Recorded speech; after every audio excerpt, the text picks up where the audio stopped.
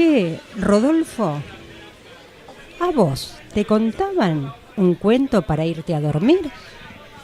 Mira, Vivi, no para irme a dormir, pero me contaban cuentos a granel. Yo tenía una tía, mi tía Victoria, que era maestra y geminiana. Le gustaba mucho la lectura. Digo geminiana porque generalmente para la lengua son muy buenas y los idiomas. Y tomaba de la antigua enciclopedia El Tesoro de la Juventud, es añosa, muy añosa, y agarraba toda la sección de cuentos, me contaba una y otra vez, hasta había cuentos que yo sabía, algunos fragmentos de memoria, mirá vos. Así que sí, yo pasé por eso y muy linda experiencia. Bueno, me parece que era típico de nuestra época, Viviana, Rodolfo, Ricardo. Yo me acuerdo que mis padres compraban la colección Fabulandia, que venía junto con un periódico conocido, y eran todas la recreación de los cuentos clásicos. A propósito de eso, por ahí después podemos hablar de los cuentos clásicos. Por ahí en este momento se usan otras opciones, de los cuales los chicos acusan recibo. Yo creo que les comento siempre lo que dicen los chicos en la escuela cuando les vamos a leer, que es escuchar los cuentos a través de la tablet o escuchar los cuentos a través del celular, haciendo referencia a YouTube. Puede resultar una voz amiga, pero no es lo mismo que te lo lea tu papá o tu mamá, que le agregaban otro significado, otro peso, ¿no? Otro peso más. Y también a mí me gustaría que veamos, no sé si hoy o la próxima vez, el peso que tenían las historias en los cuentos tradicionales y cómo en este momento esos cuentos tienen versiones actualizadas, ¿no? No quiero ahora, porque estamos en los preparativos del programa, entrarlos en detalles, pero esta semana me tocó leer un cuento que es una adaptación de Caperucita Roja, viviendo en la ciudad, y que el lobo, en vez de ser el lobo, es un chico. Pero el chico resulta bueno, no se preocupen, así que los puedo dejar con el suspenso. Pero bueno, hay tantas versiones de Caperucita Roja, de Pinocho. Por ejemplo, el Pinocho que contamos no tiene nada que ver con la historia original, que ya les voy a contar, les prometo para la próxima vez. El original es un libro italiano, un autor italiano, y el personaje es mucho más siniestro que el dulce Pinocho que llegó hasta nuestros días. Epa. Bueno, ya estamos entrando en tema, ¿no? Hoy vamos a empezar a hablar un poquito de lo simbólico, de los signos, de las distintas, yo diría como funcionamientos de la mente, ¿no? Y ustedes apelaron a mi memoria recién, cuando nombraste tu colección, Cris, no la recuerdo, se ve que en casa no se compraba, pero la que nombraste vos sí, Rodolfo. El Tesoro de la Juventud parece que era era la Juventud, increíble. Muy fashion. Sí. Y me acuerdo de los Monitor, mis viejos. Monitor, totalmente. Hasta hace poco tiempo Monitor. Lo hemos tenido, Sí. Impresionante, algunas cosas fascículo. estaban desactualizadas. Pero ya que y titulamos un poquito así también el programa con esto de los cuentos, yo pensaba también que hay algunos cuentos que son cuentos de niños y otros que son cuentos de mayores, que transforman nuestra realidad, ¿no?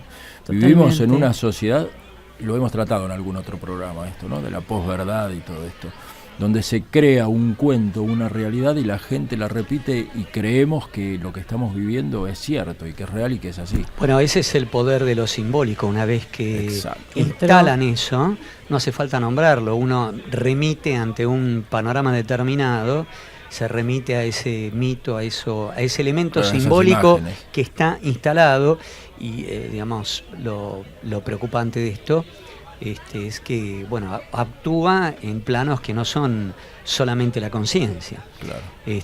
Así que hoy yo les prometo, entre Carl Jung y Wagner vamos a hablar de la potencia que tiene lo simbólico en la música, por ejemplo. Pero creo que también, por favor, Rodolfo, Ricardo, que lo interesante es qué representa el símbolo en nuestras vidas, qué valor le asignamos, ¿no? Porque justamente es la transmisión de una enseñanza que no se comprende.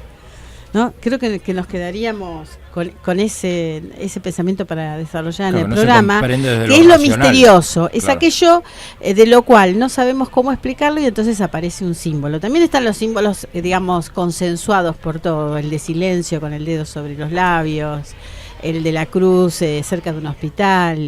No, y aclaremos que, digamos, es mucho más el volumen simbólico positivo que el negativo, ¿no es cierto? Sí. De hecho, los cuentos, la carga simbólica que tienen es, en general, en un 99% positiva, por lo menos de los cuentos del Tesoro de la Juventud, ¿no?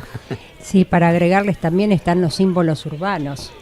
También, un poco con lo que dice Cristina. Claro. Bueno, pero los cuentos también fueron y son una manera de transmitir conocimiento, ¿no? Por medio de sus alegorías. Totalmente. Acá lo hemos vivido también mucho en la música del rock, en una época difícil de la Argentina, otra de las épocas difíciles de la Argentina, pero más cruenta. De pronto hoy resulta increíble escuchar algunas canciones del rock nacional y vos digas, ¿cómo no se dieron cuenta de lo que estaban diciendo estos pibes, no? Sí, exactamente. Es increíble. Exacto. Pero Pero mirá, perdóname, sí. Ricardo, también si nosotros nos podemos a pensar en escritores contemporáneos, muchos de ellos utilizan el cuento como herramienta para terminar de transmitir su idea.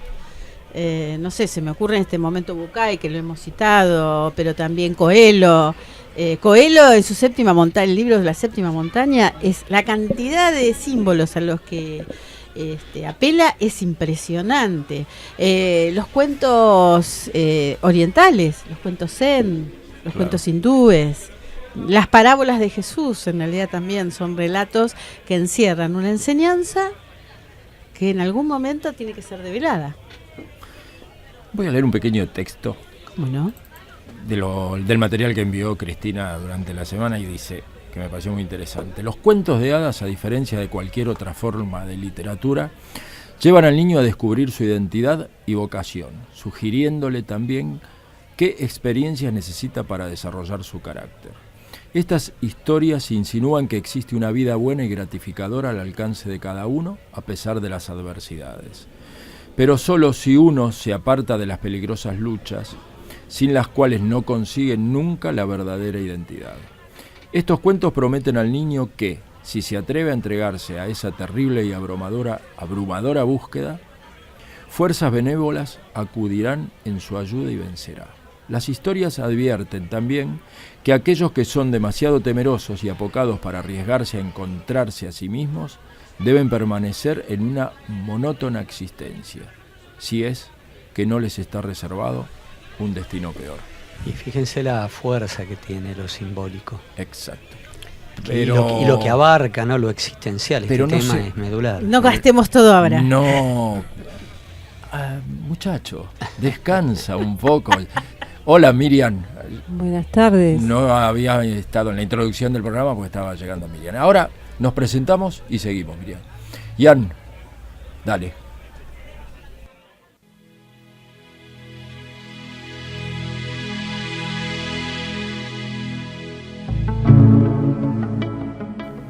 Vuelos, un espacio de encuentro, diálogo y libertad.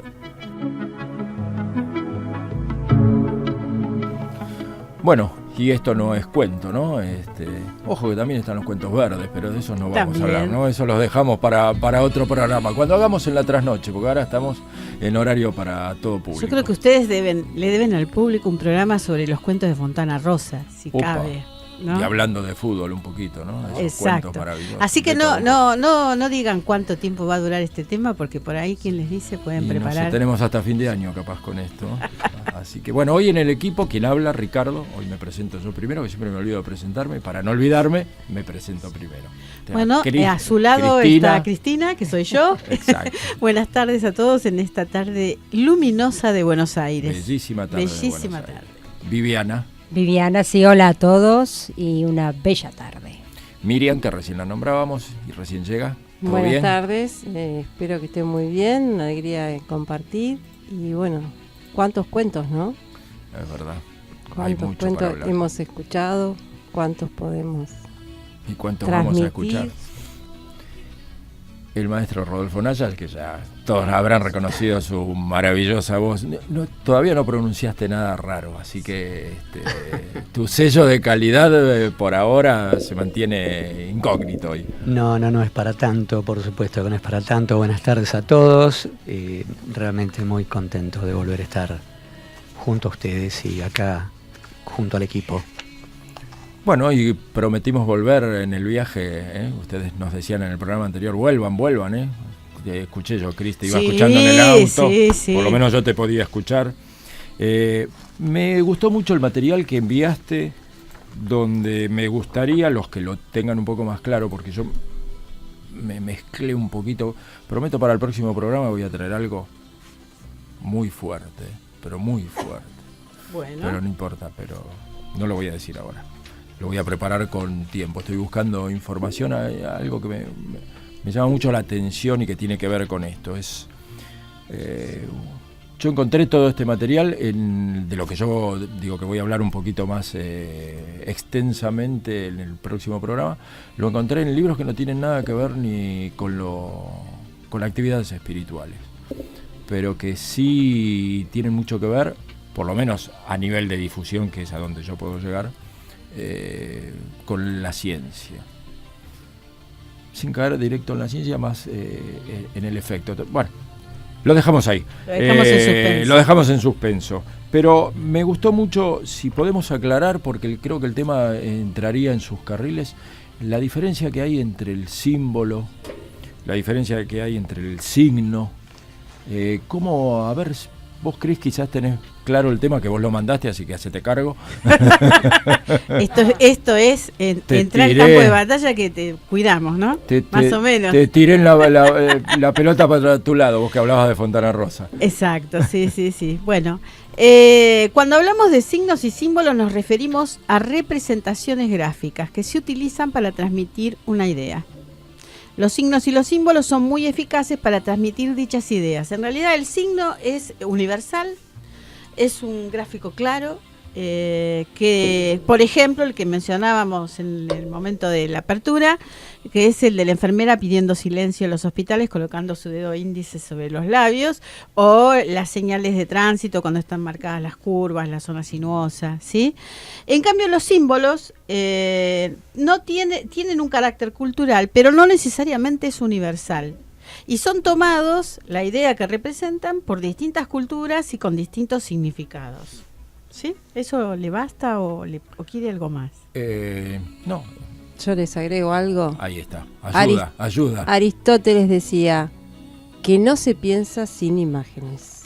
Qué bueno. O sea que esto nos puede remontar a tantos temas como ustedes bien citaban, y sigue, porque la ciencia, o sea, Esta semana participé de una charla de un compañero de mi grupo, excelente, que quedó invitado para venir a la radio. Lo que no sé es cómo va a ser para transmitir nuestras ideas, y él hablaba de la nueva visión de cómo cambió la concepción del universo.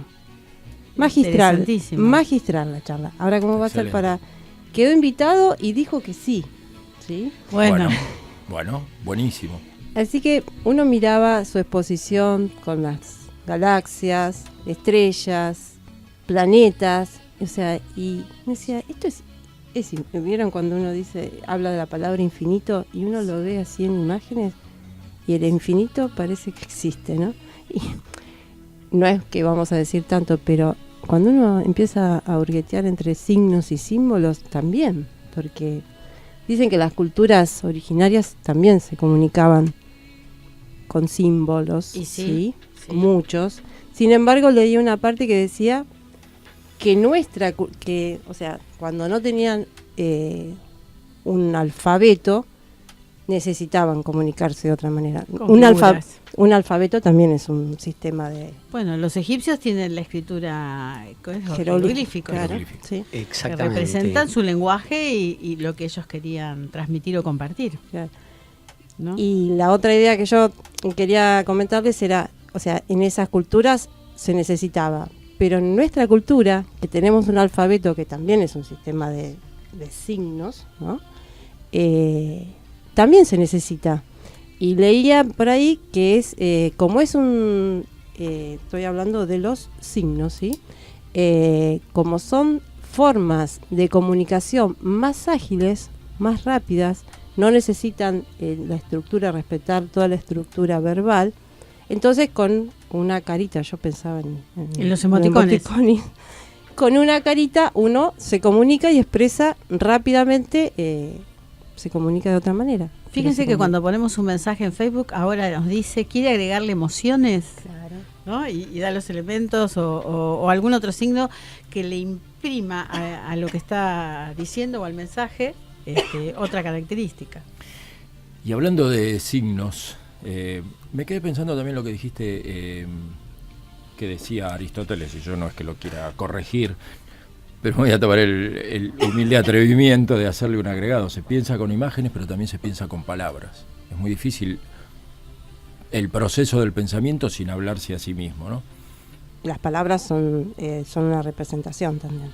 Seguro. Claro, porque pero si seguimos el hilo, perdón, sí. Ricardo, seguimos el hilo. Miriam hablaba de los signos de las imágenes. Vos estás hablando de las palabras. Para que el chico aprenda la palabra, lo primero que tiene que asociar es lo escrito con la imagen. Cuando logra juntarlos, se independiza de la imagen, pero primero necesita el dibujo del plato y abajo la escritura. Bueno, ahora no, pero digamos, ese era un método artesanal antiguo, pero era así. Bueno, supongo que la escritura egipcia tiene mucho que ver con eso, con todo muy dibujado, digamos, es como un relato en dibujos, ¿no? Una especie de dibujo animado sería, ¿no? A diferencia de la asiática, que es ideográfica, digamos, ¿no? Son como gráficos y nada más. Miriam. Les agrego algo más, ya que estamos... Dale, quiero ir a la música porque justo vamos a cerrar esta partecita con algo estamos. que tiene que ver. Hablando de símbolos religiosos, bien decíamos, los egipcios utilizaban su escritura jeroglífica y su mitología, ¿sí? Sin embargo, si uno mira otras culturas, ¿sí? Los judíos y los musulmanes prohíben las imágenes con símbolos, ¿sí? Interesante conocerlo para... O sea, Distintas ellos hacen visiones, foco. claro. Ellos, si bien, o sea, si continuamos con la idea que estábamos compartiendo, lo utilizan de otra manera, porque dice que utilizan la palabra y la escritura como medio de oración. Bueno, pensemos en el Éxodo de Moisés también, cuando se derriten todas las imágenes, ¿no? Para reconocer la existencia de un solo Dios universal. Y fue el primero en usar una tablet, Moisés. Exactamente. Bueno, pero eso es otro cuento. El gran Cerati, y siendo muy joven, escribió una canción que dice: no hay un modo, no hay un punto exacto. Te doy todo y siempre guardo algo. Si estás oculta, ¿cómo saber quién eres? Me amas a oscuras, duermes envuelta en redes. Signo, mi parte insegura. Dale.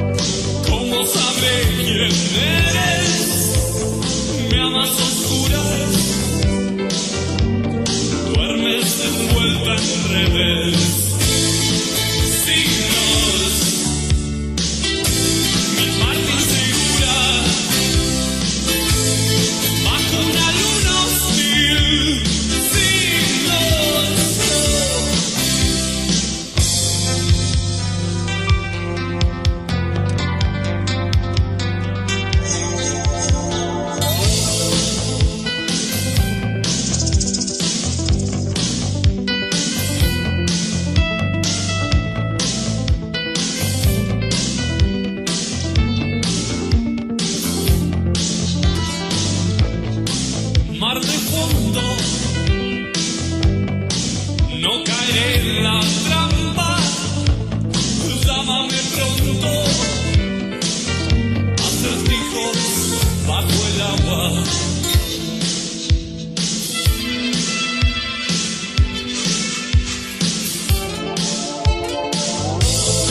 Si algo cedes, calmaré tu histeria con los dientes, rasgaré tus medias. Signos, tu parte insegura, bajo una luna hostil.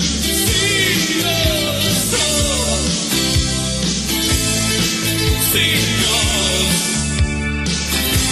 uniendo fisuras, figuras sin definir.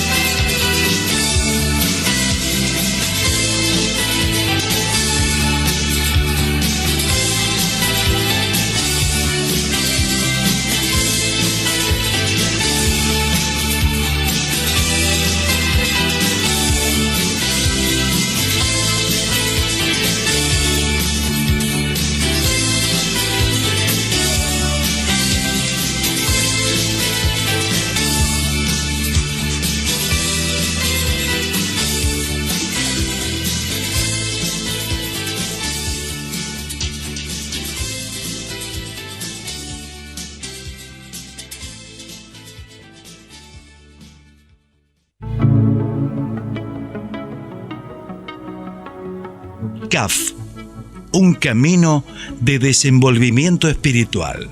Te invita a participar de sus actividades gratuitas. Café espiritual, grupos de estudio, taller de meditación y encuentros quincenales de reflexión, donde el tema central es la vida espiritual. Por estas y otras actividades, comunícate al 4371-3917, de lunes a viernes de 17 a 19 horas.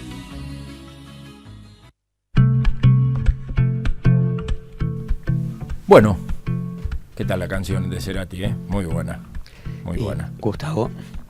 Muy fino en sus conceptos, en la manera de escribir, y lo extraordinario que tenía Gustavo Cerati, las pocas veces que yo lo pude escuchar en vivo, es que sonaba igual o mejor que en los discos. Bueno, vos sabés que cosa que es muy buena. Iba a comentar exactamente eso, era hiper profesional, muy preocupado por la calidad del sonido en vivo, cosa que es muy raro. Exacto.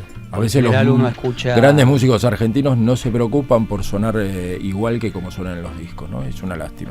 Pero bueno, chicos, ¿qué actividades tenemos en marcha en CAF? Bueno, acá pasamos a invitarlos en la provincia de Córdoba, martes 30 de octubre de 19 a 20 horas, calle Ducase 782, taller Aprender a Meditar Meditando. No se trata de vivir con poco o mucho, sino de darle significado a cada momento de la vida. Atención, la ciudad de Mendoza, el sábado 17 de noviembre, de 17 a 19 horas, en 25 de mayo 1786, conferencia CAF Método de Vida. Y todos los viernes, repito, en la ciudad de Mendoza, en 25 de mayo 1786, decíamos, todos los viernes de 17:30 a 19 horas, taller de lectura reflexiva y oración.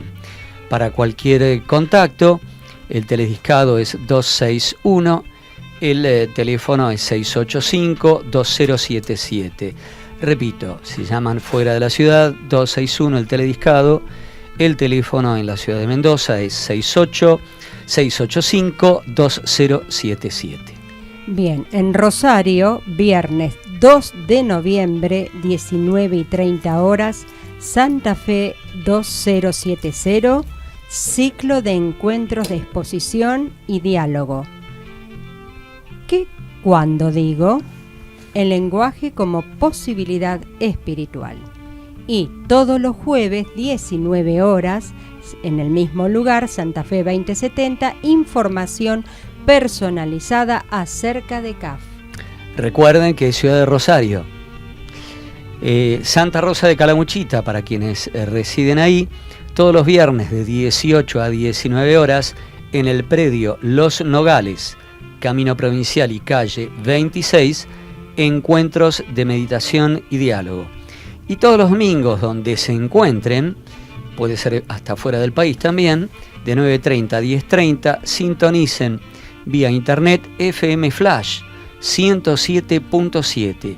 Ahí podrán disfrutar de Caminemos Juntos, un excelentísimo programa de nuestros compañeros de Santa Rosa de Calamuchita, de 9:30 a 10:30, todos los domingos. Se tratan temas espirituales y entrevistas a personas de la zona. Excelente programa, excelente música, excelentes reflexiones y entrevistas. Bien. Parezco Maradona yo con el vamos con los números de teléfono, Miriam, y las vías de comunicación. Sí. Les cuento a quien gustan comunicarse con nosotros. Pueden llamar al 4552-6853 o vía WhatsApp al 15-2825-2375 o a través de las páginas de Facebook Radio Vuelos o Vuelos CAF. CAF se escribe C-A-F-H. Y también les recordamos que me parece que es interesante porque a veces nos escribieron la página que para escucharnos en vivo, directo, tienen que sintonizar a través de www.radioalacalle.com.ar. Sí, acá me dicen que sí. Así buenísimo. Porque desde el exterior nos estuvieron preguntando por ello. Les cuento. Me parece buenísimo. Sí. A ver, Rodolfo, te voy a hacer una pregunta, pero muy difícil, muy difícil. Yo no sé si la vas a poder contestar. ¿Vos escuchaste hablar alguna vez de un tal Wagner? Te doy una pista, no es el jugador de Brasil, de la selección brasilera. ¿Tenés algo de información sobre ese tema? Por supuesto. Pero este Rodolfo es un libro abierto, si de música hablamos más todavía. Bueno, imposible no haber escuchado hablar de Wagner si de música se trata. Richard Wagner, como la inmensa mayoría de nuestros oyentes ya debe haber asociado al tema operístico, fue un compositor medular en ese género y además fue un compositor bisagra en cuanto a producción musical, en cuanto a estética musical, en cuanto a estructura musical. Él cierra, digamos, lo que podría conocerse como música tonal. Él va a coquetear con los límites de la tonalidad y Debussy, que era un gran admirador de Wagner, va a ser quien va a terminar por empezar a abrir nuevos surcos, ¿no? Politonalidad y darle al discurso musical un clima absolutamente nuevo en cuanto al centro gravitacional de la melodía y de la armonía. Uno no va a saber al escuchar Debussy dónde muy bien queda uno parado, ¿no es cierto? Y bueno, después de Debussy, por supuesto, vamos a entrar en el siglo XX y ahí definitivamente va a quedar rota la tonalidad. Wagner, compositor alemán, nace en el año 1813, un 22 de agosto, y va a morir en 1883. Si bien tiene una sinfonía por ahí perdida, toda su vida la dedicó a componer óperas. Y no solamente la música, sino que se dedicó a pensar en los escenarios, en los vestuarios, en los libretos, que eso es absolutamente original. Antes, digamos, los compositores hacían exclusivamente la parte musical. Y yo no tengo memoria de que existiese antes de él un compositor que hubiera trabajado sobre una saga, o sea, que hubiera pensado un arco de óperas relacionadas con un mismo tema. Tal el caso de la famosísima tetralogía, El Anillo del Nibelungo, compuesto por justamente 4 óperas: El Oro del Rin, La Valquiria, Sigfrido y El Ocaso de los Dioses. Debemos decir también que Wagner es una especie de ángel caído, un Lucifer, una especie de Lucifer, un compositor brillante, que humanamente dejó muchísimo que desear, muchísimo. Dejó deudas, una persona con un criterio misógino, machista, patriarcal, rasgos muy acentuados de xenofobia y de racismo, realmente un perfil muy desfavorable en cuanto a la parte humana. Musicalmente genial, como elemento importantísimo en Wagner se va a poder distinguir algo que nunca antes se había hecho: el uso del leitmotiv. El leitmotiv en realidad es un motivo conductor, motivo líder, asociado, era un par de compases, una especie de, en rock se lo llamaría riff, que estaba absolutamente asociado, identificando objetos o situaciones o personajes de la ópera. Entonces, cada vez que sonaba, uno inmediatamente se remitía a esa referencia. Bueno, a continuación, y digamos utilizando este elemento simbólico en música, algo así como en literatura pudo haber sido la alegoría, la metáfora, la parábola, Wagner utilizaba el leitmotiv. Vamos a escuchar a continuación de la última ópera de esta tetralogía que antes mencioné, o sea, El Ocaso de los Dioses. De esa ópera vamos a escuchar La Muerte de Sigfrido. Presten atención, es bellísima.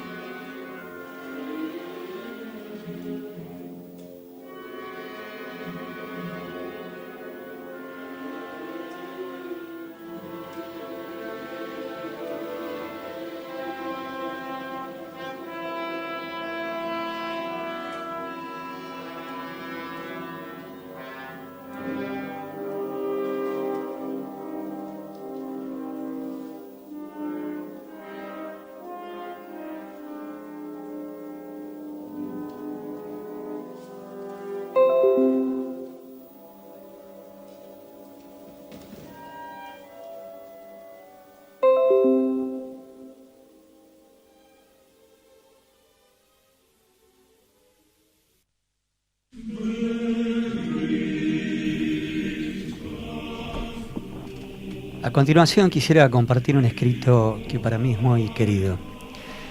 Desde la más remota antigüedad, el ser humano buscó descubrir, desentrañar los misterios que les presentaba el mundo para llegar a conectarse con lo trascendente que intuían, a través de rituales, ceremonias de iniciación u otras formas parecidas. Muchos símbolos y rituales han quedado en el inconsciente colectivo de la raza, según Carl Jung, y perduran con distintos significados hasta nuestros días. Más allá del pensamiento en palabras, existe el pensamiento en imágenes, que está más cerca de los contenidos inconscientes y por ende de los símbolos. El símbolo es la manifestación del misterio. Nos da la posibilidad de unificar pares de opuestos, como lo consciente y lo inconsciente, y preserva así la salud de la psique.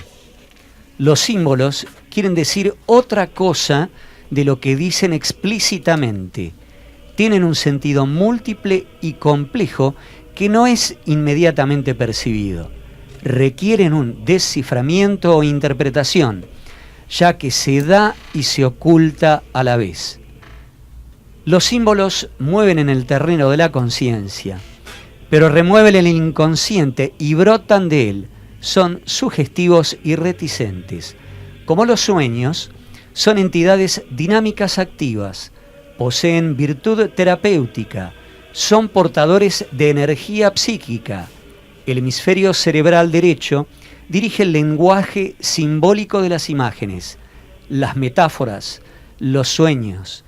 Es el lenguaje de la totalidad, de la síntesis. En CAF, lo simbólico está constantemente presente en enseñanzas, meditaciones y ceremonial. Allí donde la mente racional no llega, el símbolo lo alcanza y supera. Por eso, mi estimado oyente, en el siglo XXI la intuición será el sexto sentido a conquistar por el hombre. Y cualquier camino serio que trabaje con símbolos puede ser tu senda a transitar. Pensalo. Hemos escuchado de Richard Wagner, de su cuarta ópera de la tetralogía, El Anillo del Rin, titulada El Ocaso de los Dioses, la muerte de Sigfrido.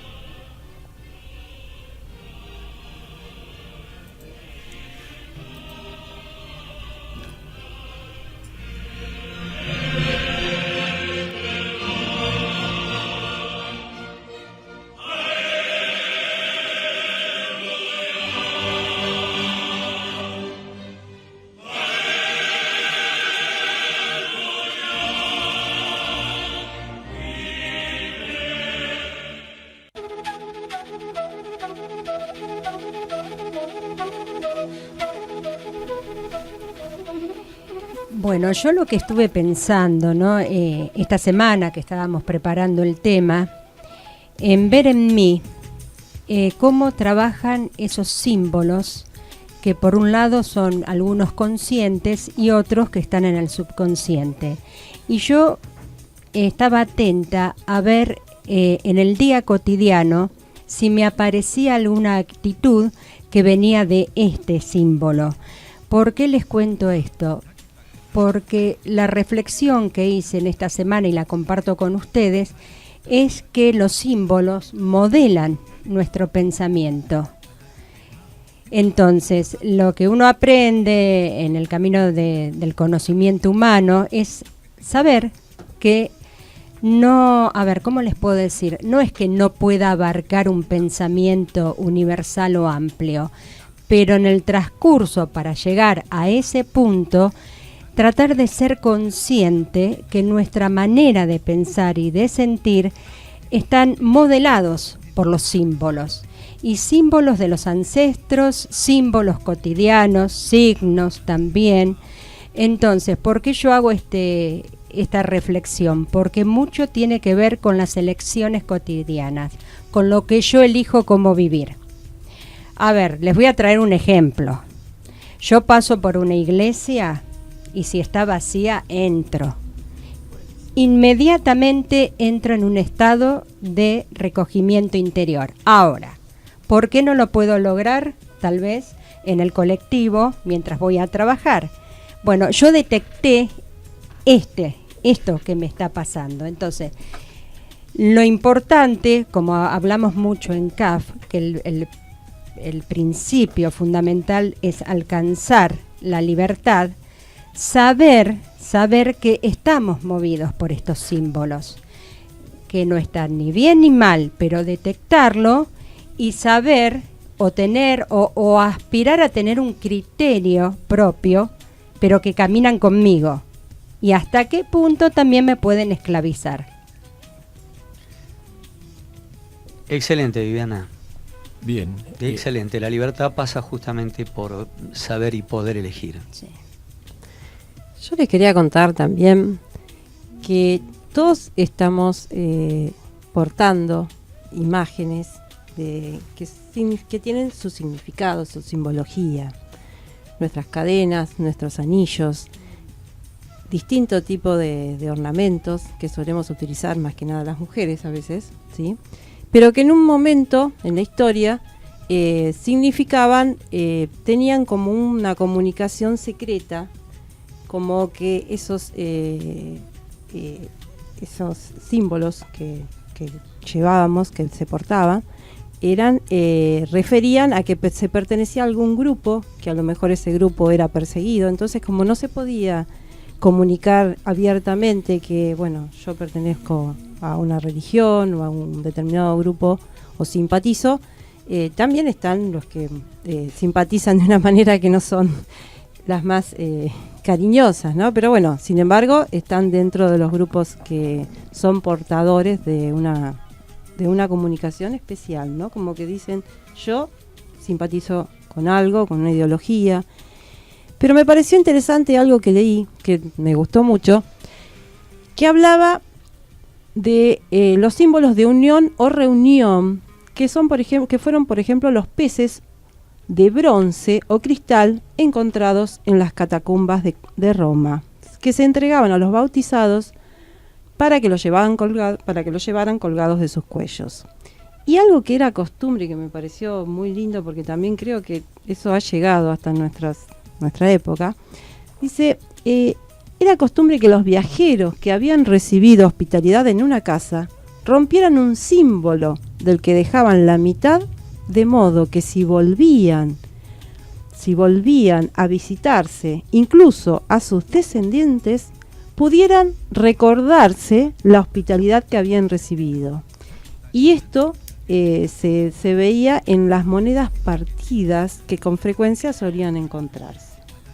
Así que si vamos por la calle y encontramos un pedacito de moneda, llevarlo. Me hiciste acordar una canción popular que era La Media Medalla, ¿se acuerdan cuando era chico? Sí. Bueno, tenía que ver, ¿no? La Media Medalla. Perdón, Wagner.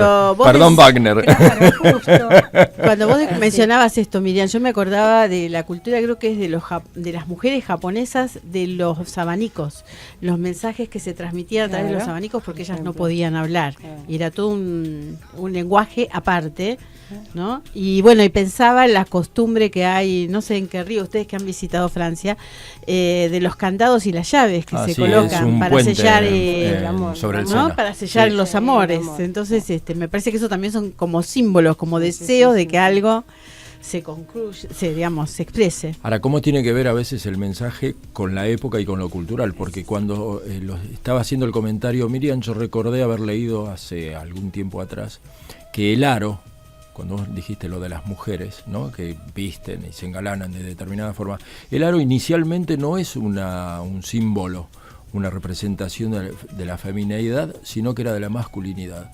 Y los guerreros creo que eran los celtas o los vikingos, no me acuerdo qué grupos, utilizaban aros y eso les mostraba su fuerza o algo ¿Y qué así. grupos iba a decir? Porque eran muy belicosos, tanto los vikingos como los celtas, terribles. Y el aro era un ornamento masculino, no era femenino. Con el correr del tiempo, las mujeres que se quedan con todo, siempre, Rodolfo, se nos quedaron hasta con los aros. Ahora le estamos peleando un poquito, yo no uso aros, pero bueno. Bueno, eso nos pasa por hablar de Wagner, me parece.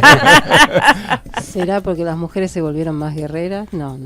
Y Las mujeres ser, siempre puede fueron ser. guerreras, lo que Puede pasa que ser. de distinta manera. Bueno, es un buen momento para cambiar, hacer un tema. switch. No sé por qué las llaman el sexo débil, porque de débiles no tienen nada. Es la mejor Exactamente. manera de estar atentos. A ver, Claro. Cristina, yo estuve mirando ahí traspapeladamente. Mirá cómo que tiró tenés la pelota afuera, Rodolfo, un ¿viste? muy lindo cuento. Gracias, Rodolfo. Bueno, en realidad sí, tenemos un cuento, pero yo quisiera como situarlos, porque el cuento fue escrito por Thomas Merton, a quien hemos citado muchas veces, que es un monje circense, que ha sido del siglo pasado, pero casi hemos rozado con él los que tenemos un poquito más de años.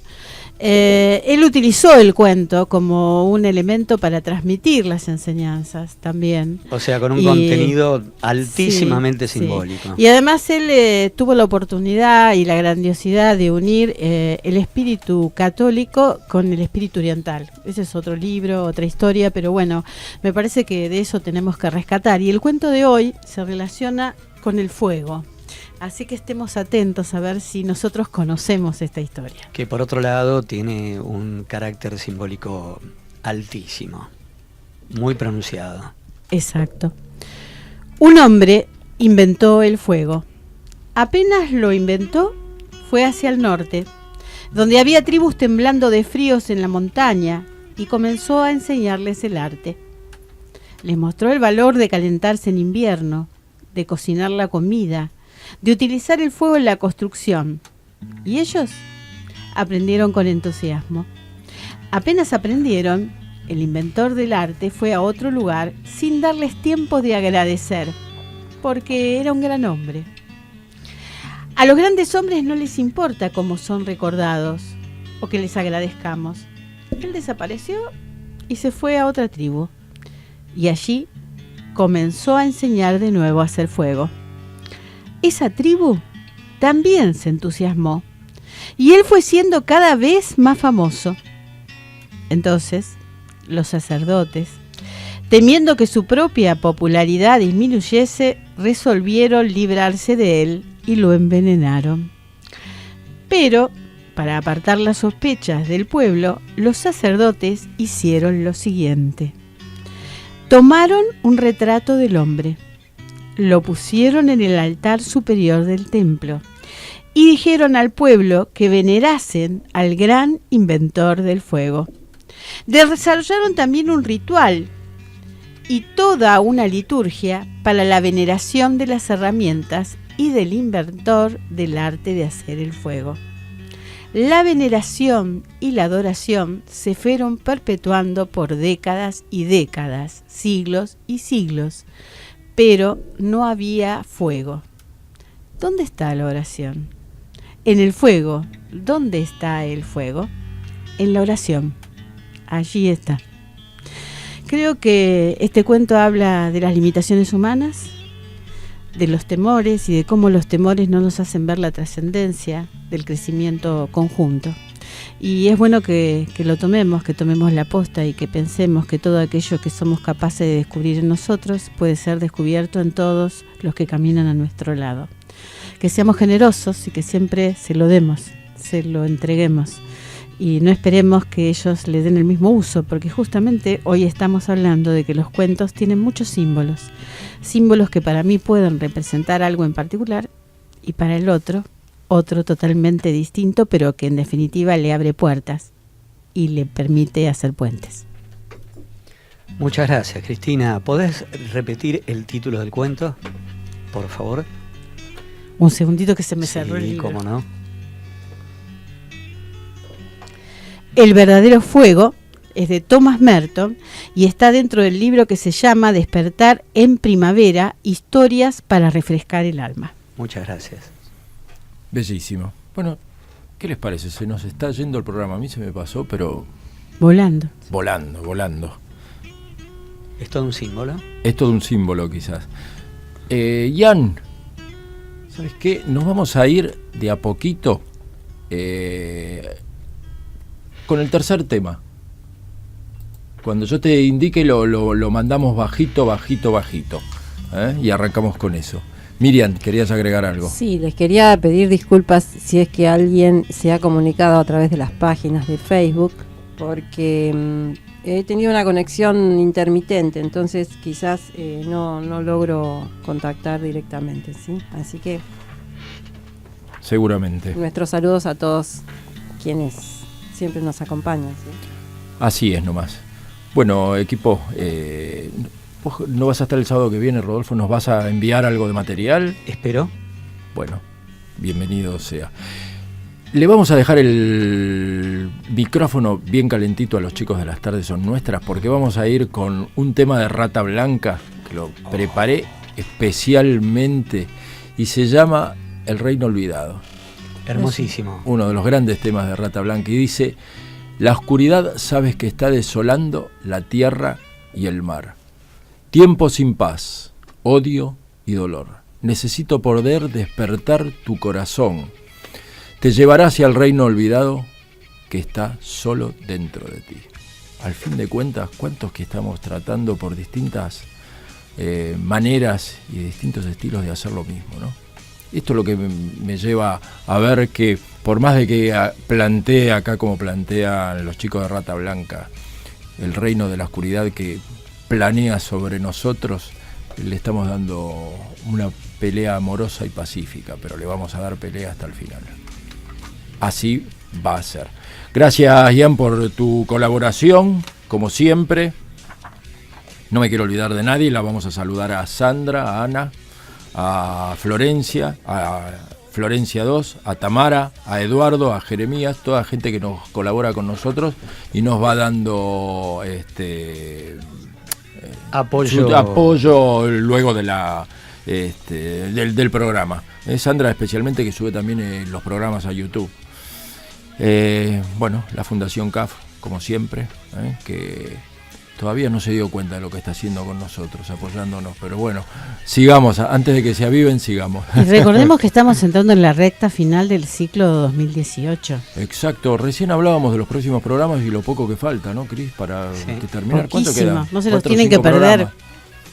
Seguramente. Agradecimiento a Radio a la Calle.